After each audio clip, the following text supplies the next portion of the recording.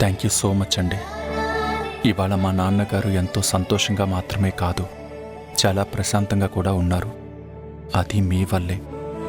ఆయనకి ఉన్న ఆర్థిక ఇబ్బందులకి మళ్ళీ డ్యూటీలో జాయిన్ అవ్వడం కాస్తో కూస్తో ఊరటనిచ్చుంటుందేమో కానీ ఇంతటి సంతోషాన్ని ఇచ్చుంటుందని మాత్రం ఖచ్చితంగా చెప్పలేను. మీరు ఆయన కోసం ఇంటికొచ్చారు, ఆయనతో టైం స్పెండ్ చేశారు. అలాగే అత్తయ్య గారి ముందు మా నాన్నగారిని సమర్థించుకుంటూ వచ్చారు. అత్తయ్య గారు అర్థం చేసుకోలేదన్న బాధ ఉన్నా మీరు సమర్థిస్తున్నారన్న సంతోషం నాకుంది. Thank you so much.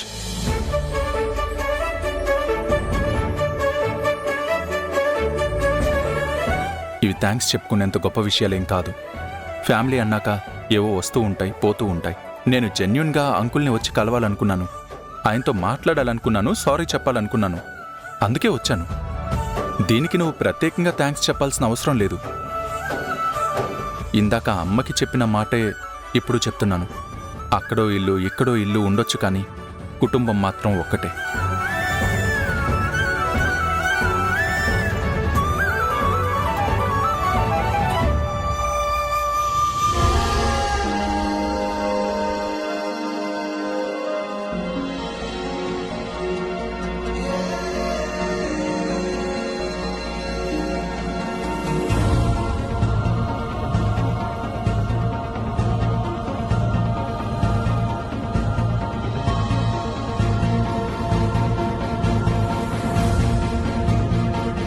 ఏంటి ఆ స్లిప్? చెప్పవా?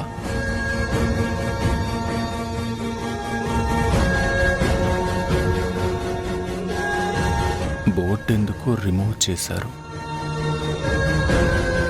నేను ఇక్కడ మాట్లాడుతున్నానుగా, మళ్ళీ స్లిప్ ఎందుకు? ఇక నుంచి ఈ నోటీస్ బోర్డు అక్కర్లేదు. ఈ చీటీలో రాయడం ఇక చాలించి మాట్లాడొచ్చు. ఈ నిమిషాన మాట్లాడొచ్చని మీకు అనిపించొచ్చు, కానీ పొద్దున కల్లా మళ్ళీ బోర్డు అవసరమని వెతకడం మొదలు పెట్టొచ్చు. పదే పదే బోర్డుని తగిలించడం ఎందుకు? అది అక్కడే ఉండనివ్వండి. ఎందుకు నా ఈగోని హర్ట్ చేస్తున్నావు? నేనే చెప్తున్నానుగా అవసరం లేదని. మీ ఈగోని హర్ట్ చేస్తున్నా అంటే మీకు ఈగో ఉందని అర్థం. మనిషి అన్నవాడికి అంతో ఇంతో ఈగో ఉంటుంది, లేకుండా ఎలా ఉంటుంది? ఇద్దరి మధ్య ఈగో ఉంది అంటే అక్కడ హెల్దీ రిలేషన్షిప్ లేదు అని అర్థం. మనుషుల మధ్య ఈగో ఉన్నంతకాలం ఈ బోర్డు ఉండడమే మంచిది.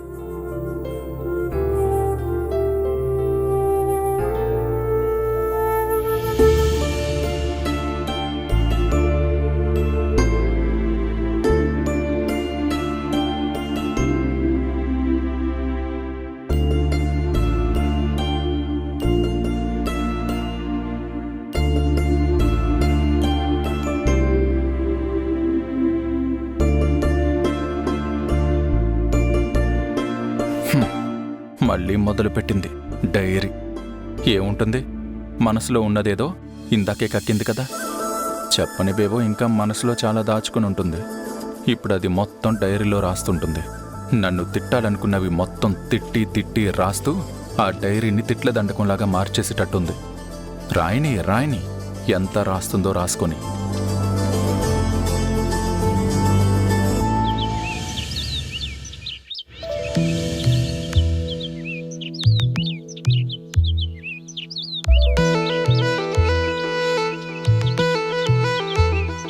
మహాప్రభు,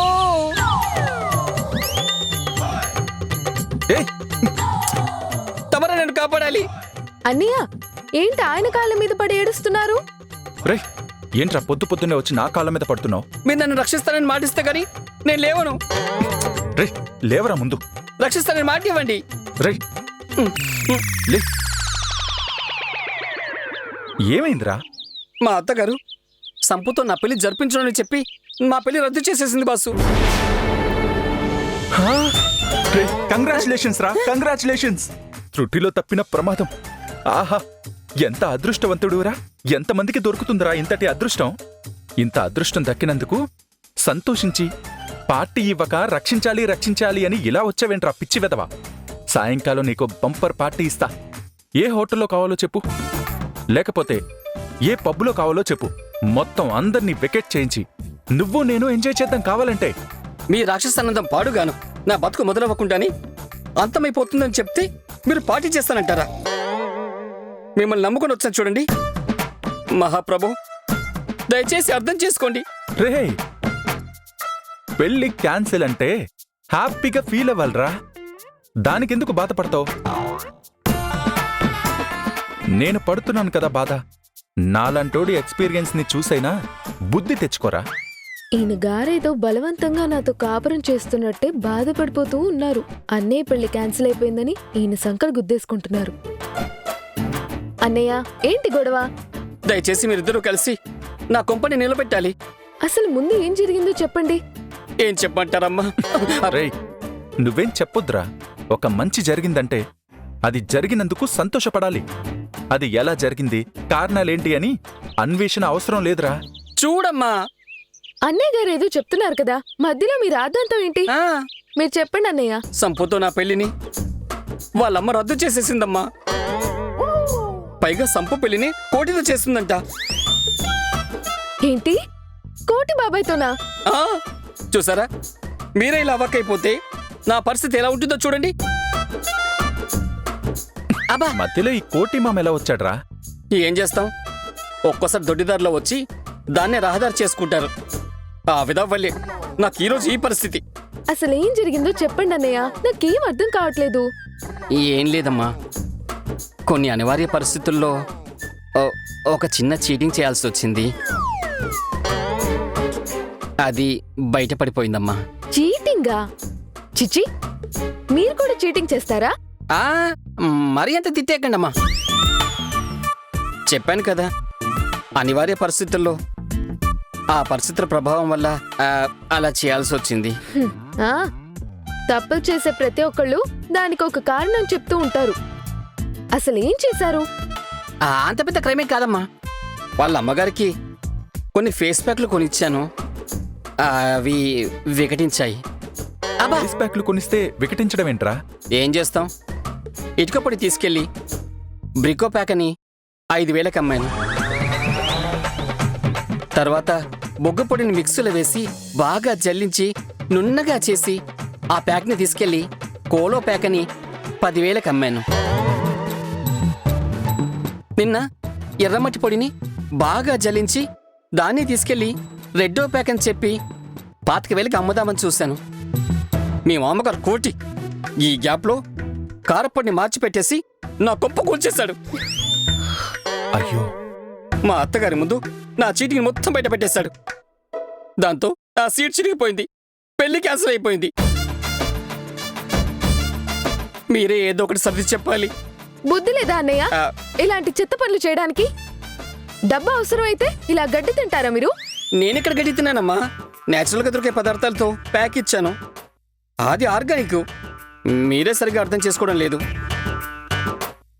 మధ్యలో కోటి వల్లే ప్రాబ్లం అయింది, లేకపోతే ఆ రెడ్డో ప్యాక్ కూడా వర్కౌట్ అయ్యేది.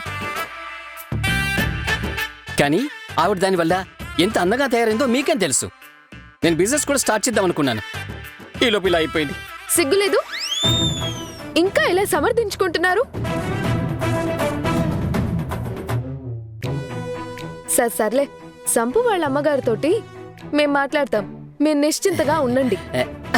చేసిన చీటింగ్ గురించి మనం సమర్థించుకుంటూ వెళ్దామా? రే, నువ్వు తెలుసో తెలియకో ఒక మంచి పని చేసావురా. హ్యాపీగా ఉండు. దీంతోటి నీ జీవితాన్ని జాతికి అంకితం చేసేసి సంతోషంగా ఉండు. మదమ్మా, ఆయన అలాగే అంటుంటారులే అన్నయ్య, మేమొచ్చి మాట్లాడతాం, మీరు ధైర్యంగా ఉండండి. ఆహా, ఈ మాట నో చాలు తల్లి, చాలు. నమో నమః. అమ్మా దివ్య, దివ్య, నానా రామ్మా ఇటొచ్చి కూర్చో. ఏంటి నాన్నా? ఏం లేదమ్మా, అక్క నెంబర్కి ఒక ఫోటో పెట్టివ్వాలి. ఫోటోనా? అదేనమ్మా, ఫోన్ చేస్తే వాళ్ళ ఫోటో వస్తుంది కదా, ఆ ఫోటో పెట్టాలి. నాకదేదో చేతనవ్వటం లేదు. ఇందు అక్క ఫోటోనా నాన్న? ఇందు ఫోటో కూడా పెట్టాలి. నేను మధు గురించి చెప్పాను. సరే, ఇందు కాంటాక్ట్కి ఇందు ఫోటో పెట్టు. అలాగే మధు కాంటాక్ట్కి మధు అల్లుడి గారిది ఇద్దరు కలిసి జంటగా ఉన్న ఫోటో పెట్టు. నా గ్యాలరీలో ఉంటుంది కదా, మంచిది సెలెక్ట్ చేసి పెట్టమ్మా.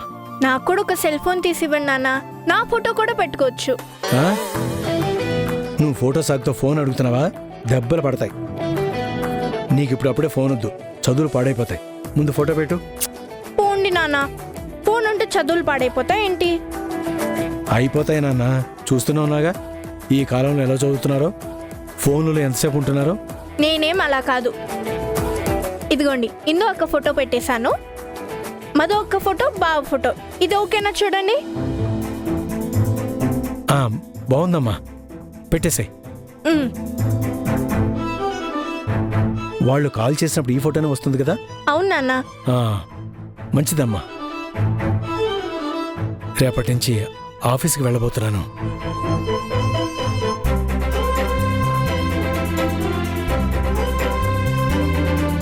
ఆ బండి తీసి ఎంతకాలం అయిందో నాకే గుర్తులేదు. బండి శుభ్రం చేసుకోవాలి. ఆ దివ్య, ఆ. నువ్వు వెళ్ళి ఓ బకెట్లో నీళ్లు జగ్గు పట్టుకురా. సరే నాన్న.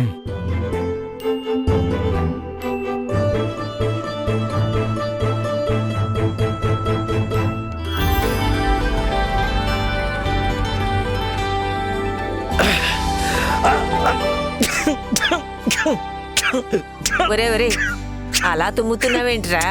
అబ్బబ్బబ్బా, ఆ బండి అంత దుమ్ము పట్టుంటే ఇప్పుడు దీని దగ్గరకు ఎందుకు వచ్చారండి? పదండి లోపలికి. భలేదానవే, బండి దుమ్ము పట్టిందని అలాగే వదిలేస్తామా ఏంటి? రేపటి నుంచి నేను ఆఫీస్కి వెళ్ళడానికి బండి కావద్దు, అందుకే బండి శుభ్రం చేసుకోవాలి. నాన్న, ఇదిగోండి. ఆ,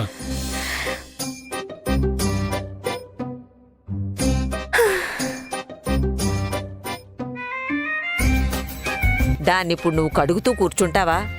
వీధి చివరన బండి కడిగిచ్చే వాళ్ళు ఉన్నారు కదా, వాళ్ళ దగ్గర ఇస్తే అయిపోతుంది కదా. వాళ్ళ దగ్గర తీసుకెళ్లాలన్నా బండి కాస్త కూస్తో శుభ్రంగా ఉండాలి కదమ్మా. ఈ పూటకి నేను కడిగేసుకుంటాను, తర్వాత చూద్దాం. మీ గారాల కొడుక్కి ఆ బండిని కడగడానికి సర్వీసింగ్కి ఇస్తే డబ్బులు ఖర్చవుతాయని బాధ. ఆ మరి ఇదేమైనా పెద్ద లారీయా? చిన్న స్కూటర్. ఒక బకెట్ నీళ్ళేసి కడిగేసుకుంటే శుభ్రం అయిపోతుంది. మళ్ళీ దానికెందుకు డబ్బులు దండగా? విన్నారా అత్తయ్య? ఇది మీ కొడుకు వరుస.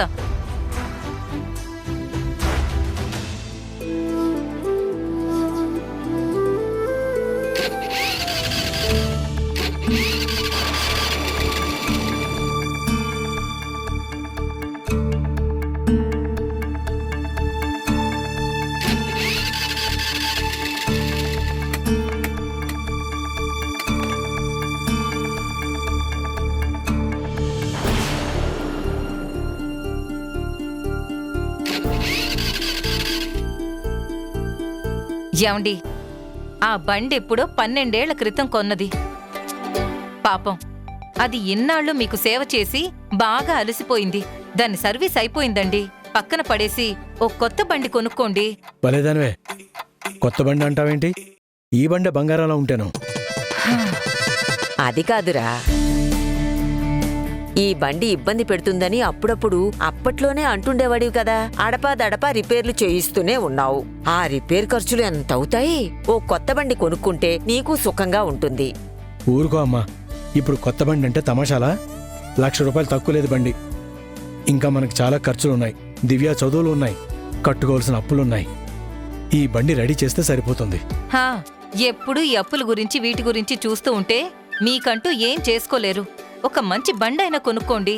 ఈ బండి బాగుంది కదా, సర్వీస్ చేస్తే బ్రహ్మాండంగా నడుస్తుంది. ఇంకో 10 ఏళ్ళు నడపొచ్చు. ఆ రోజు ఆగిపోయిన చోటల్లా నెట్టుకుంటూ పోతే 10 ఏళ్లేం కర్మ, ఇంకో 100 ఏళ్లైనా నెట్టచ్చు మన కుటుంబం లాగా. అబ్బా ఊరుకో అమ్మా, పొద్దున్నే చిరాకు పెట్టుకో. ఈ బండి స్టార్ట్ అయ్యాలా లేదు గాని మెకానిక్ దగ్గర తీసుకెళ్లి సర్వీస్ చేయించి తీసుకొస్తా. అమ్మా దివ్య, ఆ? నా పర్స్ అందుకో. అలాగే నాన్న. ఆ.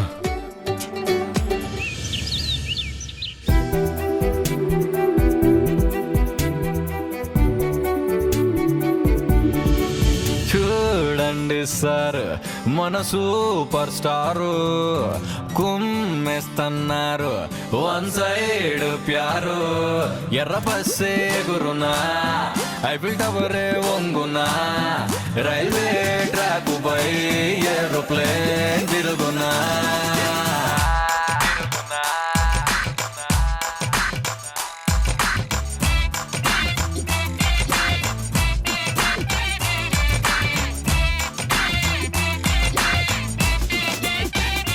అయ్యో చూడండి సారు, మన సూపర్ స్టార్ వేసేస్తున్నారు.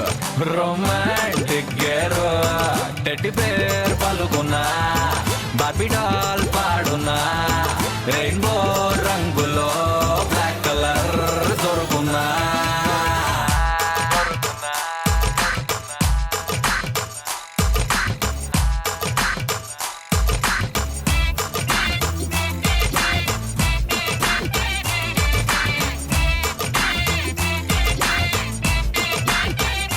ఒరే వీరముష్టి, ఏదో పరాయి ఆడపిల్లని చూస్తున్నట్టు అలా దొంగ చూపులు చూస్తావేంట్రా? నువ్వు తాళి కట్టిన మొగుడివి. దర్జాగా కాలు మీద కాలు వేసుకుని సూటిగా చూడొచ్చు, తీక్షణంగా చూడొచ్చు. నేనేం దొంగ చూపులు చూడట్లేదు, క్యాజువల్గా చూశాను అంతే. ఒరే, నువ్వు నీ దొంగ చూపులు నాకు తెలియదారా? మళ్ళీ ఇందులో అబద్ధాలొకటి వెద్దవా. అలా నోరెల్లబెట్టి కళ్ళప్పగించి దొంగ చూపులు చూడ్డం కంటే చక్కగా దగ్గరికి వెళ్ళి దగ్గరికి తీసుకుని అరచేతిలో ఆ మొహం పెట్టుకుని కళ్ళల్లో కళ్ళు పెట్టి చూస్తూ కంటి చూపు చెప్తోంది, కొంటె మనసు చెప్తోంది, మూగ మనసులో మాట ఓ పిల్ల ఓ పిల్ల అని పాట పాడొచ్చు కదరా. రే, నువ్వు మరీ ఎక్కువ చేస్తున్నావు. నేనేమీ ఆవిడగారి అందానికి మురిసిపోయి చూడట్లేదు, ఆశ్చర్యపోయి చూస్తున్నాను. నువ్వు ఆశ్చర్యపోతూ చూడ్డానికి అక్కడేమైనా సర్కస్ నడుస్తుందా? లేకపోతే వినోద వింత ఏమైనా కనపడుతుందా? అమ్మాయి రెడీ అవుతుంది. రెడీ అవుతున్న అమ్మాయి అందాన్ని చూసి కళ్ళు తిప్పుకోలేక మళ్ళీ చచ్చు సమాధానం ఒకటి చెప్తున్నావా నువ్వు? రే, నేను నిజంగానే ఆశ్చర్యపోతూ చూస్తున్నాన్రా వెధవ. నీ వెధవ కవరింగ్లో నువ్వును నన్ను వెధవ అంటావారా వెధవ? సరే, నువ్వంతలా ఆశ్చర్యపోతూ చూడ్డానికి ఏముందక్కడ? అది కాదురా అబ్బాయి, నిన్న రాత్రి ఆ నోటీస్ బోర్డు విషయంగా ఇద్దరికీ ఈగో క్లాష్ అయింది. ఒక రకంగా ఇద్దరం మూడాఫ్లో ఉన్నాం. ఇద్దరి మధ్య మాటలు కూడా పెద్దగా లేవు కదా. ఇలాంటి సమయాల్లో కూడా కళ్ళకు కాటుకలు, పెదాలకి లిప్స్టిక్లు, చెవులకి జుంకాలు, కమ్మలు అని రకరకాలుగా ఇంత శ్రద్ధగా ఎలా రెడీ అవుతారా? మనసులో దిగులుంటే మేకప్ వేసుకుంటారా ఏంటి? రే నందుగా, ఇప్పుడు ఆ అమ్మాయి ఏ మూడ్లో ఉందో ఇంచుమించు నువ్వు అదే మూడ్లో ఉన్నావు కదా. మరి నా ఈగో కూడా హట్ అయింది కదా. మరి నువ్వెందుకురా ప్యాంటు షర్టు వేసుకుని టక్ చేసుకున్నావు, షూ సాక్స్, నీ తొక్క నీట్గా జుట్టు దూకున్నావు? రే, అది క్యాజువల్. అది క్యాజువల్ అయితే ఆడవాళ్ళలా రెడీ అవడం కూడా క్యాజువల్. వాళ్ళు ప్రత్యేకంగా రెడీ అవుతున్నారని నువ్వనుకుంటున్నావేమో కానీ వాళ్ళకది మామూలేరా. అయినా అందంగా ఉన్న భార్యని ఆరాధించడం వదిలిపెట్టి రెడీ అవుతుందేంటా అని ఆరా తీస్తున్నావేంట్రా?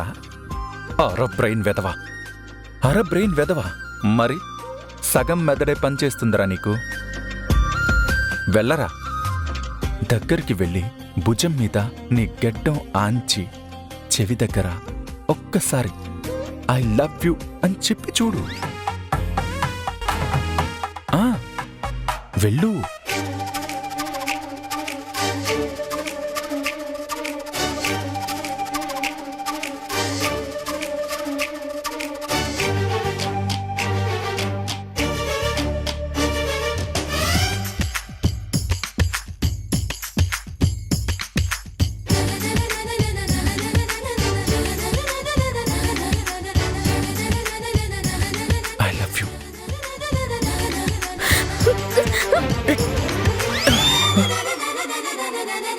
ఏంట్రా, వెళ్ళి ఐ లవ్ యూ చెప్పమంటే ఇక్కడ బల్లి మీద పడ్డట్టు అలా ఉలిక్కిపడ్డావు?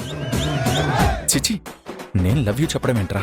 నో రే, నేను చెప్పింది చేయరా, వర్కౌట్ అవుతుంది.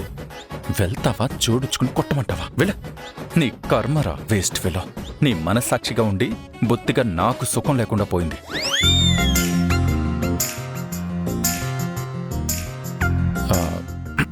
బయలుదేరదాం, టైం అయిపోతుంది.